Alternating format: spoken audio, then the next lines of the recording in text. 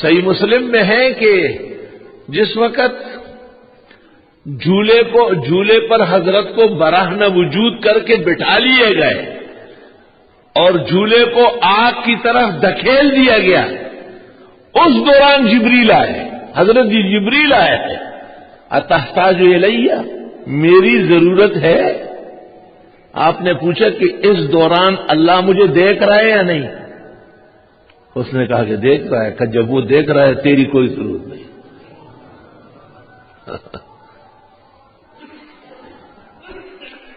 الفاظ حدیث شریف کے طلباء کی اس طرح ہے، علمہ بحالی یغنینی امن دونہ عن سوالی، اس کا جو علم ہے میرے حال کے بارے میں اجازت نہیں دیتا کہ اس کے ہوتے ہوئے ان کے فرشتوں سے مانگو۔ اے ابراہیم، قرآن اس لیے کہتا ہے وَاذْكُرْ فِي الْكِتَابِ ابراہیم، ذرا قرآن شریف میں ابراہیم کے قصے پڑھیں۔ اِنَّهُ كَانَ صِدِّيقًا نَبِيًّا، بڑے سچے پیغمبر تھے، بڑے مضبوط پیغمبر تھے۔ کتنی خطرناک گڑی ہے۔ ایمان جتنا بڑا ہوتا ہے، ایمان جتنا مضبوط ہوتا ہے، اس قدر ہی امتحانات سخت آتے ہیں۔ یاد رکھ، بخاری شریف، بے قدر الایمان امتحان ہوتا ہے۔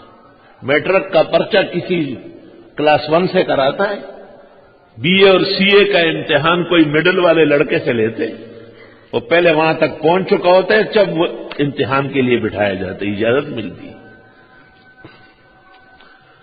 اور پیغمبر فرماتے ہیں نحن معاشر الانبیاء اشد بلاء، ہم پیغمبر لوگ سب سے زیادہ امتحان میں رہتے،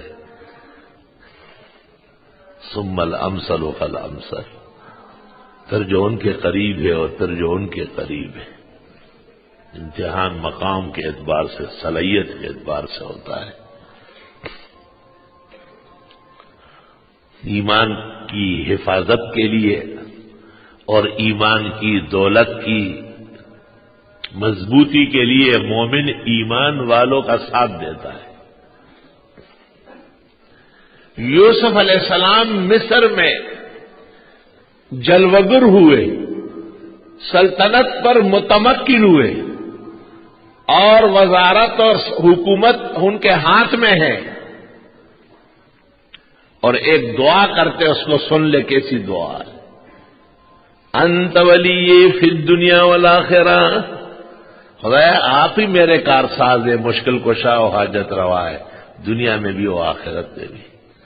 توفنی مسلمن، اسلام کی حالت میں موت نصیب فرما، والحقنی بالصالحین، اور نیک لوگوں کے ساتھ ملا کے رکھیے۔